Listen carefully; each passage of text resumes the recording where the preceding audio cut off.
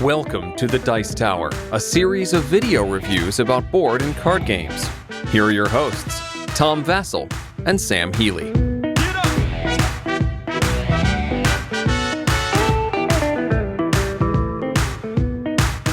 Hey folks, I'm Tom Vassell. I'm Z Garcia sneaking in here again. Hello. Sam Healy, what's up? We're still not putting him in the intro. That's okay. I like to sneak in every now and then I run away. I think you've been liking the last Every seven. now and then, this is like becoming another top 10 shoot-off. It's been an uptick.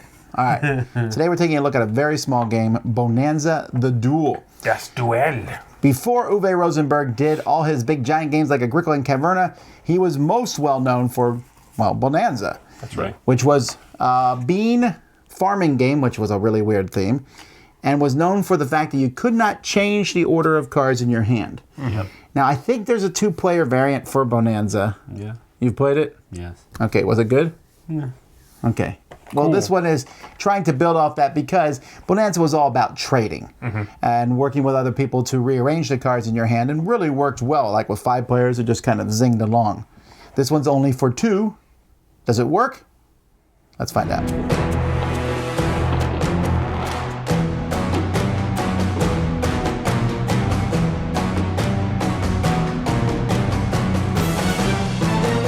Each player has 3 bean fields in front of them. This little card folds out like this. So you have 1, 2, 3 bean fields, and you start with 3 coins. The object of this game is to get the most coins. Now players are going to have a hand of cards, and this hand of cards is going to be made up of different beans. And the number at the top of the beans shows how many there are of that type in a deck. So there are 16 stink beans in the deck. There are 6 garden beans. There are 12 soybeans. And they're in between the players, you can see a card that represents all the different beans that are in the game. Now, when a player has a hand of cards, they cannot change the order of that hand. So if this was my hand of cards, the next card I'm going to play has to be the 16. It can't be any of the other cards. You can't rearrange cards, which is sometimes it's difficult for people to understand it because you're used to, sorting out your cards in your hand, but you don't do that in this game. The first thing you do on your turn, on a player's turn, is they must plant the first bean they have into a garden. So that's an empty garden. And then they may plant the second one. So I'm like, all right, but I can't plant this one here. To plant a bean in a garden, it has to be empty, or it has to be the same number or the next one higher. So on top of this 16, I could put another 16, or I could put an 18. So I can put the garden bean there. Now, why are you trying to plant beans in your garden? Because you want to get a certain number of beans in your garden. At any point, you can harvest beans in your garden. So let's say on top of this 16, I play another 16 later on, and then another 16, and then an 18. And I say, I'm going to harvest this. So to harvest this, I look down here, and it says if I have 3 cards, I get 1 coin. If I have 6 cards, I'd get 2. Well, I only have 4 cards, so I have to go with 3. So I'll discard 3 of these cards, and then keep 1 as a coin. If I did manage to get up to 6 cards, I would then discard all but 2 of them and change 2 into coins. And 9 cards changes to 3 coins. You can see your garden beans are really good because 2 cards turns into 2 coins and 3 cards turns into 3 coins, but it's also harder to pull off because they're only 6s. So after a player has planted 1 or 2 beans in their field, they then get a gift. They have 3 beans that they turn over. So I look 12, 18, and 14. And so here I am with the 16 and 6. And I'm like, well, the 18 works. 12, 14 don't really work. So you then you must offer a bean to your opponent. So I might go, all right, you can have the 12. So I push this forward to show that they get the 12. Maybe they don't want the 12. So they're like, instead of taking the 12, I'll offer you a 16. I'm like, sure, I'll take a 16. So they give me the 16. I then plant the 16 here, and then I have to plant at least 2 of these beans that I have. So I'll plant the 18, I'll plant the 12, and I'll plant the 14. I'll plant all 3 of them in my bean fields. Now, when you offer a card to your opponent in this offering phase, back and forth, you must offer them either one of the 3 cards or a card from your hand. Now, when you offer them a card from your hand, it could be anything. You could even lie about it. I could say, take an 18. I don't have an 18s in my hand, but I'm offering them that because I'm hoping they don't want it and will offer me a card in return. But if they say, yes, I'll take the 18, oh no, well then I take this card here, one of my coins, and give it to my opponent. So if you bluff and you're wrong, and both players can bluff back and forth. And this back and forth phase goes until someone accepts it. If you accept a bean from your opponent, you must then immediately plant it. Sometimes you get a bean that you need to plant and you don't have anything. You must then uproot a field to put it in. And you can't uproot a field of only one bean unless all your fields have only one bean. Now also in player's hand, they're going to have these bonus cards. You get 3 bonus cards in your hand. And you're going to be looking at your bean fields. And if at any time you meet the requirements on a bean field that match one of these cards. So this says 1, 1, and then 3 of the same. So if I had a 12, a 14, and then 3 16s on top of that. Let's see if I can even find another 16 to show you an example of that. Sure, there's 16 cards in the deck. There we go. So here's one, another one, and 3 different ones. That's what I'm looking for here. I then say, hey, this happened. And I can play this card even if my opponent has that combination in front of them. I then put it here and I have a stack. It counts as not only a coin, but counts as 70 pennies, which is 100 pennies makes another bonus coin. So this is actually like 1.7 coins. And then I will draw another card to take its place. These don't have to be kept in order in your hand. It doesn't matter. And again, you can play these if they match either player's side. The only thing is it has to include the bottom card of a stack when you do that. Each player can also each turn discard one of these cards and draw a new one if they don't like the combinations they have. Now there's a deck of cards that players will be drawing from. When this deck is depleted, players will plant any remaining beans that they can from their hand and then harvest their fields. They will then count up all their coins plus pennies. Whoever has the most is the winner. Now I found it odd that in this game that the beans were actually different. I thought they would just use the same ones from the original game. Well, I guess they're named the same, but the pictures are different. In several different versions of Bohnanza, they keep the names, but they will redo the artwork. In my first Bohnanza, they didn't keep the same ones. They had a bunch of different ones in there. And there were different names as well. Different names, different pictures, different everything. There's also variants of Bohnanza with different beans. But in this one, all the artwork shows 2 people fighting, including a boxing match.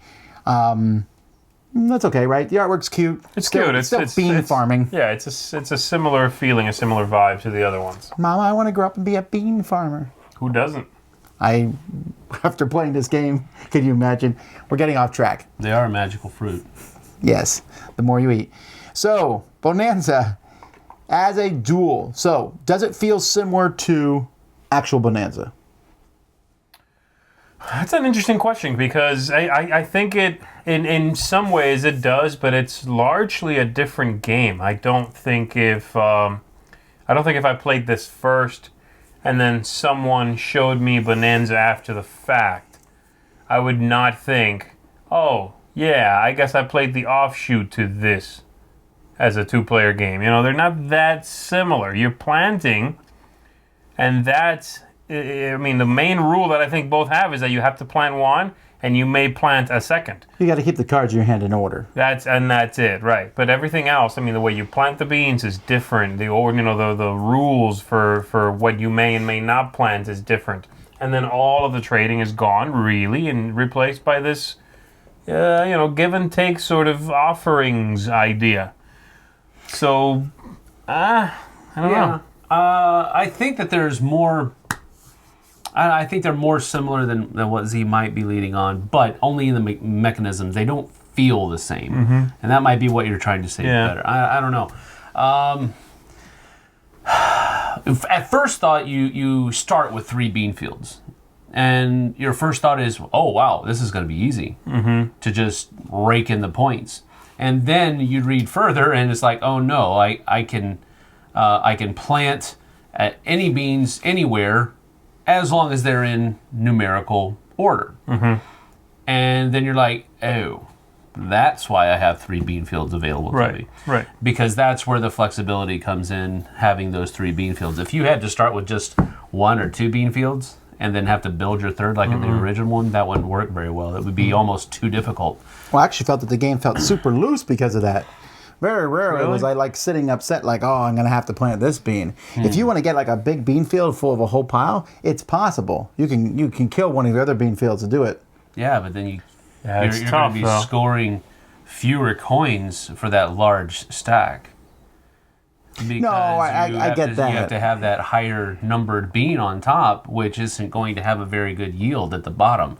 And that, I think, is really an interesting mechanism, the idea that the bean field can keep growing as long as the numbers go up, and your beanometer keeps falling, right? Yeah. That's pretty neat. Well, that's the name of it, the beanometer. Beanometer, I think is what it's always been called. I guess. Yeah.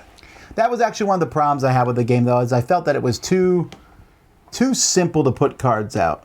You mentioned that, yes, your beanometer goes down, but at the same time, you don't really have a choice. If you have a 14 and you're not going to harvest the field, you're going to play it on top of a 12. Yes.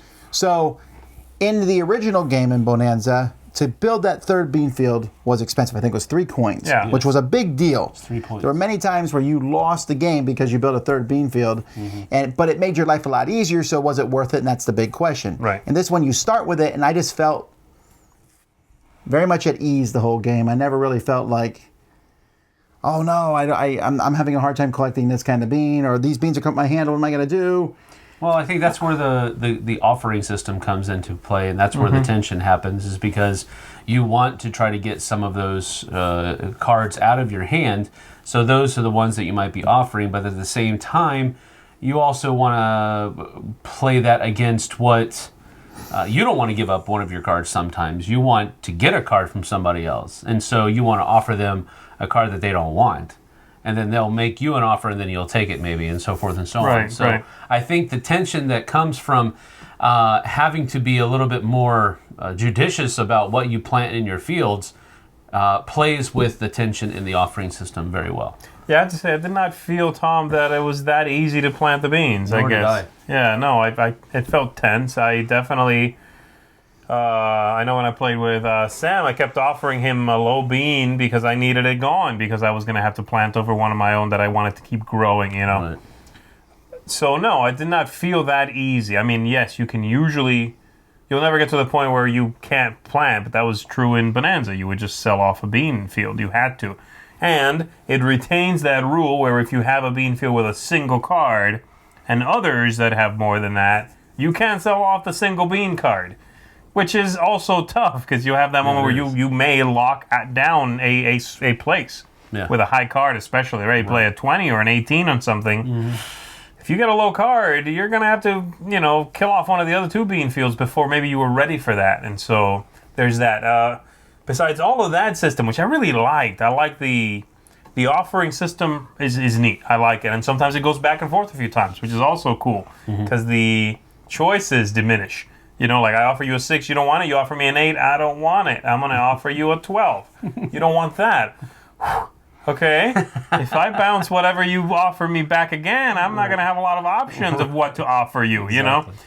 All of that I really enjoyed. The part I was less thrilled by was the set collecting part. So the bonus cards, right? The idea of having to plant things in a specific order and then getting a point, a coin, and change. That was a little less thrilling for me. I don't know how you guys felt about that. You could practically leave that out of the game, and it would largely play the same and possibly quicker, because you're not taking time to make sure what's in his hand. Oh, wait, I gotta check these. Okay, go ahead.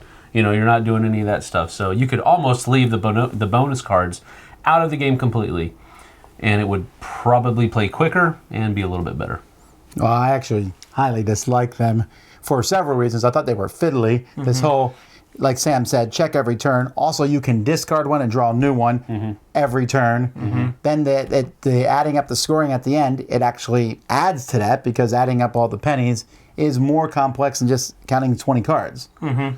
And then also the value of them. This one's worth 10. This one's worth 70. Right. Why is this one worth...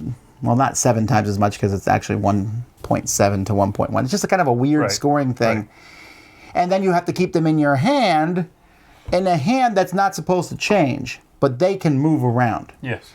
And I just found the whole thing to be like, wow, axe this part of the game. I never realized why you would need to move those around. They always stayed in the back of my hand. But then you're always having to put them in the back, and then the other beans you have to put in between them. Yeah, that's not that difficult. Not that difficult, but in a game where you're teaching people and saying you cannot change the order of your cards in your hand, except the bonus cards, you can change the order of them. Right. Well, again, you're only teaching one other person, so it's not like you're That's true. teaching 4 people and having 4 different interpretations there. So I don't think it's that big of a deal, but like I said earlier, that was my least favorite part of the game. Right, and I agree with that. I liked everything else. I thought really worked well, and I don't even see those cards being needed for interaction, which is how they feel. They feel like they're there to make you look at your opponent's board. Mm-hmm. Right? I mean, yeah, you can work on your own, obviously, but you should be attempting to score off of them.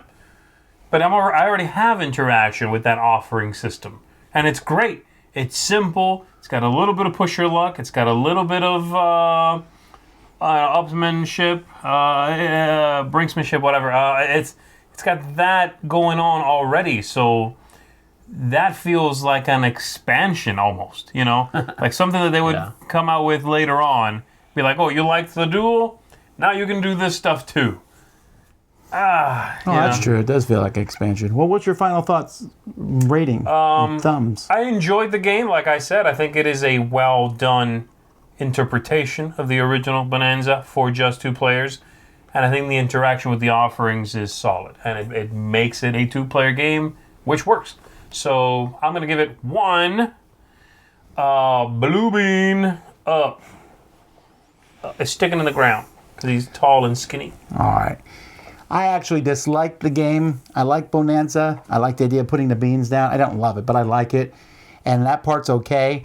But I disliked it. You mentioned the brinkmanship. I'm a big fan of that. And I thought in this game it was just kind of boring. It's like, I have a 10. Do I or don't I?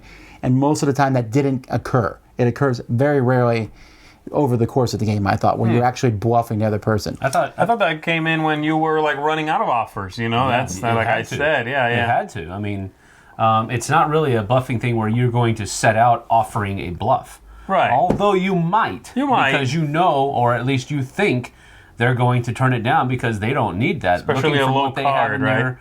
Looking at what they have in their field and what they're trying, what you think they might be trying to go for. Yeah. You'll offer that card because you know they're not going to take it. Right. And knowing that you'll get something in return. No, I get why it's there. The whole idea of pushing the cards towards each other and stuff, I guess my main problem with the game is that pushing the cards, having these bonus cards, the whole thing felt over fiddly, over too much for what the game is. This is more complex than the bigger game, Bohnanza, the one with more players. That one is just planting beans, trading beans. There's nothing else. Yeah, but when you play Bohnanza multiplayer, it feels more complex than it actually is. Right, because the other players bring it in. Maybe, right, and I think that's what he's trying to get. He was trying to get that feeling of a multiplayer Bohnanza in a 2-player game. So you needed that extra convolution in the game to try to push that onto the players, to make it feel like multiplayer Bohnanza, but it really isn't.